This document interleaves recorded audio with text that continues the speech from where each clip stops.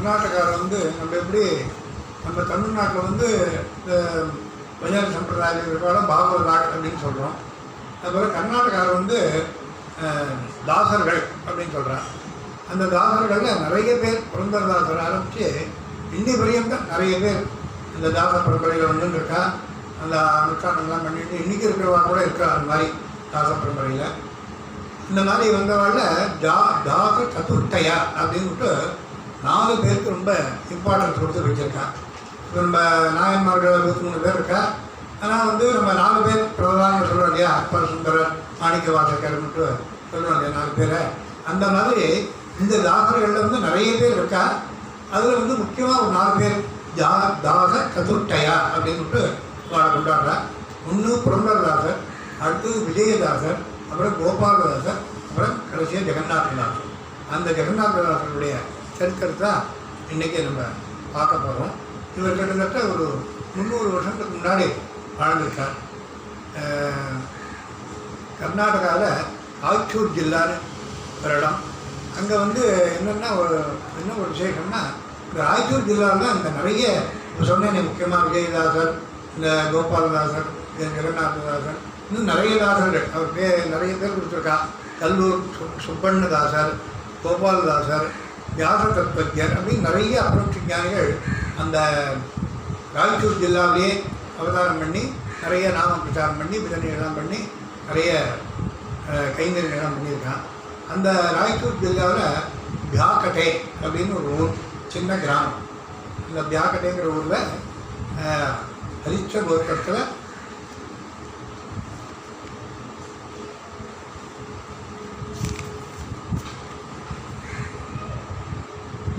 கோத்திரத்தில் நரசிங்கராயர் அப்படின்னு அந்த கிராம முனிசிபல் இருந்திருக்கார். அவருடைய ஒய்ஃப் பேர் லக்ஷ்மி அக்கா அப்படின்னு பேர்.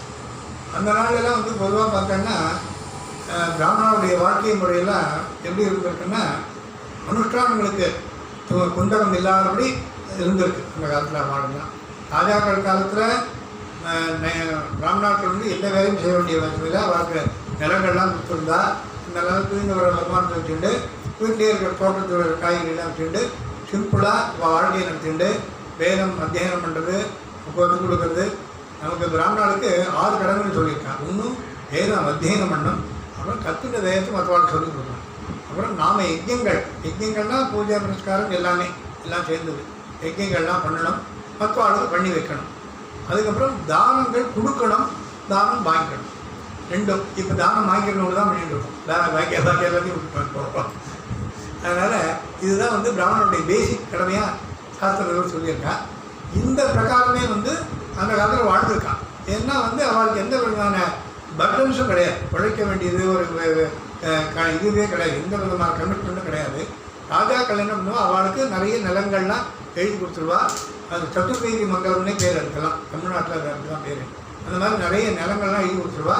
அந்த நிலத்துலேருந்து வர விளைச்சல் தோட்டத்தில் கிடைக்கிறது. இந்த மாதிரி சிம்பிளாக லைஃப்பை நடத்திட்டு பகவத் விஷயமாகவே இருந்துருக்கான். காலம் பிறந்து எழுந்து வேத அத்தியானம் பண்ணுறது, யஜ்யங்கள்லாம் பண்ணுறது, சாயந்தரம் பஜனை பண்ணுறது, நாம சங்கீர்த்தனம் பண்ணுறது, இப்படி அப்படியே அப்படி ஃபுல் அண்ட் ஃபுல் பகவத் விஷயமாகவே காலம் நடந்திருக்கு ஒரு காலத்தில். அது ராஜாக்கள் காலத்தில் அப்படி நடந்திருக்கு. அதுக்கப்புறம் முஸ்லீம்ஸ்லாம் வந்த பழைய எடுத்து, அதுக்கப்புறம் பிரிட்டிஷ் பீப்புளெலாம் வந்தாவிட்டு நம்ம நிலைமையெல்லாம் மாறிடுச்சு. அப்போ என்ன ஆகிடுச்சு, வேலைக்கு போக வேண்டிய ஒரு நெசசிட்டி, பிராமணாளுக்கு வேலைக்கு போக வேண்டிய ஒரு நெசசிட்டி. அதனால் ஆனால் அப்பவும் என்ன பண்ணியிருப்பா, இந்த மாதிரி கர்ணம், முனிஷிப்பு, இந்த ஸ்கூலில் வாத்தியார், இந்த மாதிரி விஷயங்கள்லாம் பார்த்துட்டு இருப்பாள். ஸோ இதில் வந்து அவளுடைய அனுஷ்டானங்கள் ரொம்ப கடலை. அப்போ ஏதோ காலையில் எழுந்திருப்பா, ஒரு 10 மணி வரைக்கும் அவளுடைய அனுஷ்டானங்கள், இல்லை மதியாக சாப்பாடு, வீட்டுக்கு போயிட்டு வேலைக்கு போயிட்டு திரும்பி வீட்டுக்கு வந்து சாப்பிட்றது, மத்தியானம் சாப்பிட்றது, திரும்பியும் மத்தியானம் அதுக்கப்புறம் வேலைக்கு போகிறது. இந்த மாதிரி அவளுடைய அனுஷ்டானங்கள் மடிய ஆட்டாரங்களுக்கெல்லாம் குந்தகம் இல்லாத ஒரு உத்தியோகங்கள்லாம் இருந்தது. இது கிட்டத்தட்ட ஒரு 300 வருஷம். இப்போ நம்மளுடைய நிலைமை சொல்லவே வேண்டாம், எல்லாருக்கும் தெரியும். அதனால் அப்போ வந்து அந்த ராய்ச்சூர் ஜில்லாவில் நரசிங்கராயர் ரொம்ப மடிய ஆச்சாரம், சாஸ்திரஜர். தினம் திருப்பதிக்கு வந்து காலாலேயே நடந்து போயிட்டு அந்த திரும்பி வர வழக்கத்தை வச்சுட்டு வருஷத்துக்கு ஒரு தடவை போவார். அதே போல் 50 வருஷம் அவர் திருப்பதிக்கு விடாமல் இந்த யாத்திரை பண்ணியிருக்கார். அப்பேற்பட்ட அந்த கிராம கரணமாக இருந்திருக்கார் இந்த நரசிங்கராயர். இது இப்படி விலை நல்லபடியாக போயிட்டுருக்கு அவருக்கு. ஆனால் பிராரப்த வசாத்து என்ன எடுத்து அவருக்கு ஒரு அபவாதம் வந்துருச்சு. அவர் தப்பு பண்ணிட்டார் உத்தியோகத்தில், யாரோ பண்ண தப்பு அவர் மேலே விழுந்து அவர் ரொம்ப சிரமப்படக்கூடிய ஒரு நிலைமை வந்துடுச்சு அவருக்கு. பிராரப்த கர்மா. பிராரப்த கர்மானா என்னென்னா, கர்மா நம்ம சாஸ்திரத்தில் 3 விதமாக சொல்லியிருக்காங்க. அதாவது சாதாரணமாக நம்ம என்ன பண்ணுவோம், சாதாரணமாக நம்ம உறக்கத்தை எண்ணத்தை கொண்டு வரோம், போகிறதே எண்ணத்தை எடுத்துன்னு போகிறோம் அப்படின்னு சாதாரணமாக நம்ம பிலாசபிக்கெல்லாம் சொல்லுவோம். ஆனால் சில விஷயங்கள் புறக்கத்தையும் எடுத்துன்னு வரோம், போகும்போதும் எடுத்துன்னு வரும். சூக்ஷமான விஷயங்கள், அது ஃபிசிக்கலாக கிடையாது, சூக்ஷமான விஷயங்கள் என்னென்னா, ஒன்று ஞானம், இன்னொன்று நம்ம பண்ண பாவங்கள், 3வது நம்ம பண்ண புண்ணியங்கள். இந்த 3 விஷயத்தையும் நம்ம உறக்கத்தையும் எடுத்துன்னு வரோம். இப்போ ஒரு ஞானத்தை சம்பாதிக்கணும்னு வச்சுக்கோங்களேன். பகவத்கீதையில் சுவாமி சொல்கிறாங்க, அது அந்த அப்படியே அந்த பிறவியோடு அழிஞ்சு போகிறதில்லை. அந்த ஞானம் அடுத்த பிறவிக்கு நம்மளுக்கு பகவான் கேரி ஓவர் பண்ணுறான். ஸோ நம்ம எந்த இடத்துலேருந்து விட்டோமோ அந்த இடத்துலேருந்து அதை ஆரம்பிக்கணும். இப்போ ஃபார் எக்ஸாம்பிள் இதுக்கு உதாரணம் சொல்லணும்னா, சைல்டு ப்ராடஜியெல்லாம் இருக்காங்க.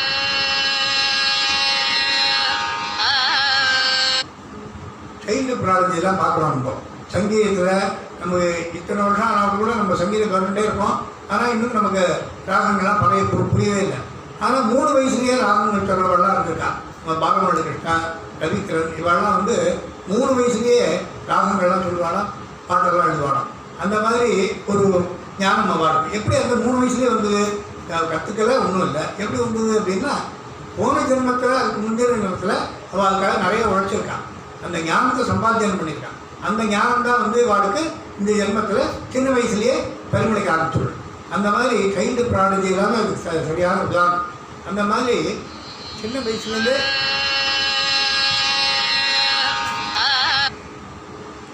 வயசுலேருந்து அந்த ஞானம் நமக்கு பரிமளிக்கிறதுனா அதுலேருந்தே நம்ம புரிஞ்சுக்கலாம். போன ஜென்மத்திலே இதுக்கு உண்டான ஞானத்தை சம்பாதிச்சிருக்கோம் அப்படிங்கிறது புரிஞ்சுக்கலாம். ஸோ அதை போல் நம்ம ஞானம் நமக்கு ஒரு பிறவிலேருந்து அடுத்த பிறவி, அடுத்த பிறவிலேருந்து அடுத்த பிறவிக்கு நமக்கு பகவான் கேரி ஓவர் பண்ணிகிட்டே இருக்கான். இப்போ நமக்கு ஒன்றுமில்லை, ரிட்டையர் ஆனாவிட்டு இந்த மாதிரி இப்போ பஜனைலாம் ஈடுபடுறது, நாமசங்கீர்த்தனம் கேட்கறது, இந்த மாதிரிலாம் ஈடுபாடு வந்திருக்குன்னா, இந்த ஈடுபாடு அடுத்த ஜென்மாவில் நமக்கு சின்ன வயசுலேருந்தே வந்துடும். ஏன்னா நம்ம லாஸ்ட்டு போர்ஷன் ஆஃப் லைஃப்பில் இருக்கோம். அந்த போர்ஷனில் நம்ம இதெல்லாம் சம்பாதிச்சுட்டு இருக்கோம். இந்த ஞானத்தை சம்பாதிச்சுருக்கோம். உபன்யாசம் கேட்குறது, நல்ல புத்தகங்களை படிக்கிறது, இது போல் அதை சம்பாதிச்சுட்டு இருக்கோம். இந்த சம்பாத்தியம் என்ன ஆகும், பகவான் இதோடு விட்டுடாது. அடுத்த ஜென்மாவில் நமக்கு சின்ன வயசுலேருந்தே இதில் ஆர்வம் வரும். ஸோ இதுலேருந்து சின்ன வயசுலேருந்து நம்ம பஜனைக்கு போவோம், சின்ன வயசுலேருந்தே உபன்யாசங்கள்லாம் கேட்போம். அது சின்ன வயசுலேருந்தே வரும். காரணம் என்னென்னா, இந்த ஞானம் அப்படியே கேரிடாக வரும். அடுத்த அதே போல் பாப்பங்கள், நம்ம பண்ண பாப்பங்கள் எல்லாம் இந்த ஜென்மாவிலே நம்ம அனுபவிச்சு முடிக்க முடியாது. அடுத்த ஜென்மாவுக்கு வரும். அதே போல் புண்ணியங்கள், எல்லா புண்ணியத்தையும் இந்த ஜென்மாவிலே அனுபவிக்க முடியாது, அடுத்த ஜென்மாவுக்கு வரும். இது என்ன நம்ம ஒரு புழு பூச்சிலேருந்து எத்தனையோ ஜென்மா எடுத்திருக்கோம். அந்த 72 யோனிகள்னு ஒரு கணக்கு சொல்லலாம். அதில் பல பிறவிகள் எடுத்திருக்கும், பல பாவங்கள் புண்ணியங்கள் சேர்ந்துருக்கும். அது எல்லாம் அந்தந்த ஜென்மாவில் முடியாது. ஸோ அதனால் அது எல்லாமே சேர்ந்து என்ன இருக்கும், இந்த பிறவி நம்ம எடுக்கிறதுக்கு முன்னாடி ஒரு பெரிய ஒரு மூட்டை மாதிரி சேர்ந்துடும். அந்த மூட்டையில் நம்ம பண்ண இதுக்கு முன்னாடி ஜென்மாக்களில் பண்ண பாபங்கள் புண்ணியங்கள் எல்லாம் சேர்ந்து ஒரு பெரிய மூட்டையாக இருக்கும். அதுக்கு பேர் சஞ்சித கர்மான்னு பேர். அந்த கர்மாவுக்கு சஞ்சித கர்மான்னு பேர். இப்போ நம்ம இந்த பிறகு எடுக்கிறச்சே பகவான் என்ன பண்ணுறான், அந்த மூட்டையிலேருந்து கொஞ்சம் ஓரளவு ஒரு நம்ம பாபம் புண்ணியம் எடுத்து, இப்போ ஒரு எக்ஸாம்பிள் சொல்லுவோம். ஒரு 1,00,000 புண்ணியம் 1,00,000 பாபம் இருக்குது அந்த மூட்டையிலேருந்து வச்சுருப்போம். இப்போ பகவான் என்ன பண்ணுறான், இந்த ஜென்மாவில் அதுலேருந்து நாம் அனுபவிக்கிறதுக்கு ஒரு 10,000 புண்ணியம் 10,000 பாபத்தை எடுத்து நம்ம தலையில் எழுதி அது சொல்கிறோம். அதுதான் தலையில் எடுத்து அப்படின்னு சொல்கிறோம். அது அந்த அதுலேருந்து எடுத்து 1,00,000 ஒரு 10,000 எடுத்து இப்போ அலாட் பண்ணிவிடுறோம். இந்த ஜென்மாவில் நாம் அனுபவிக்கணும்ட்டு. இப்படி அந்த மூட்டையில் இருக்க பாப புண்ணியங்களுக்கு சஞ்சித கர்மான்னு பேர். இப்போ நாம் அனுபவிக்கிறதுக்கு பகவான் அலாட் பண்ணுறாங்க. இதுக்கு பேர் பிராரப்த கர்மான்னு பேர். இந்த பிராரப்த கர்மா நம்ம அனுபவிக்கிறோம். இந்த பிராரப்த கர்மா அனுபவிக்கும் போதே என்ன பண்ணுறோம், புதுசாக பாப புண்ணியங்கள் பண்ணுறோம். ஸோ ஏதோ எடுத்துகிட்டு வந்தோம், அதை கம்ப்ளீட் பண்ணிட்டோம் அப்படிங்கிறது கிடையாது. ஏன்னா இப்போ ஒரு பாப்பங்கள் புண்ணியங்கள் பண்ணிட்டுருக்கோம். அதுக்கு இந்த ஜென்மத்திலே சிலருக்கு தண்டனை கிடைக்கிறது, இல்லை அவார்டு கிடைக்கிறது, ரெண்டுமே உண்டு. ஆனால் வந்து என்ன ஆகிடுது, எல்லாத்தையுமே நம்ம அனுபவிக்க முடிய முடியாது. ஏன்னா பிராரப்த கர்மா வேற அனுபவிச்சுட்டு இருக்கோம். ஏற்கனவே அங்கே பகவான் அலாட் பண்ண பிராரப்த கர்மாவும் அனுபவிச்சுட்டு இருக்கோம். இப்போ நம்ம புதுசாகவும் பாப புண்ணியங்களை பண்ணிட்டு இருக்கோம். இந்த பாப புண்ணியங்கள்லாம் சேர்ந்து இப்போ ஒரு சும்மா ஒரு பேச்சுக்கு வச்சுருக்கோம். ஒரு 20,000 பாபம் 20,000 புண்ணியம் பண்ணியிருக்கோம்னு வச்சுக்கோங்க. அடுத்து இப்போ என்னாச்சு, அடுத்த ஜென்மாக்கு போகிறது அந்த 1,00,000 - 10,000 + 20,000 1,10,000 ஆயிடுச்சு. 1,10,000 அடுத்த ஜென்மாவுக்கு எடுத்துன்னு போகணும். அதுக்கு பேர் ஆகாமின்னு பேர். அதனால ஃப்யூச்சரில் அடுத்த வரப்போகிற ஜென்மாக்களில் அனுபவிக்க போகிற பாப புண்ணியங்களுக்கு ஆகாமின்னு பேர். அதனால் நம்ம மேக்சிமம் புண்ணியம் பண்ணிட்டோம் வந்தோம்னா அது வந்து நமக்கு பாப்பங்களை குறைச்சி இப்போ புண்ணியங்கள் சேர்ந்ததுன்னா நமக்கு சாத்வீக குணங்கள் ஜாஸ்தியாகி அதுக்கப்புறம் மோட்சத்துக்கு போகிறதுக்கான மைண்டெல்லாம் வரும். அப்போல்லாம் வரும். இப்போல்லாம் நமக்கு ஒன்றும் வராது. இப்போல்லாம் நம்ம நிறைய பேசலாம் கேட்கலாம் அதெல்லாம் வரும். ஆனால் இது 100% தான் நம்மளால் இப்போ வந்து பகவத் விஷயத்தில் ஈடுபடுறது இல்லை மோட்சத்துக்கு போகணும்னு ஆசைப்படுறது இதெல்லாம் இப்போ வராது நமக்கு. ஏன்னா அந்த கர்மாக்கள் அவ்வளவு இருக்குது. ஏற்கனவே இந்த சஞ்சிதம் பிராரப்தம் ஆகாமின்னு விட்டு கர்மாக்கள் இருந்துட்டு இந்த கர்மாக்கள் இருக்கிறதுனால நம்ம வந்து இதை ஃபுல்லாக தீர்க்கவும் முடியாது, அனுபவிச்சும் தீர்க்க முடியாது. அப்போ எப்படி இதெல்லாம் தீர்க்கலாம் அப்படின்னா அதுக்கு தான் பகவத் விஷயத்தில் ஈடுபட சொல்கிறோம். பகவத் விஷயத்தில் எவ்வளவுக்கு அவ்வளோ ஈடுபடுறோமோ அவ்வளவுக்கு அவ்வளோ இந்த கர்மாக்கள் வந்து நமக்கு தீரும். கர்மாக்கள் தீர்தான் நமக்கு வந்து ஃபியூச்சரில் ஏதாவது ஒரு ஜென்மாவில் மோட்சத்தை போகணும் அப்படிங்கிறதுக்கு ஒரு புத்தியே வரும் நமக்கு. அது பல ஜென்மாக்களாகும்.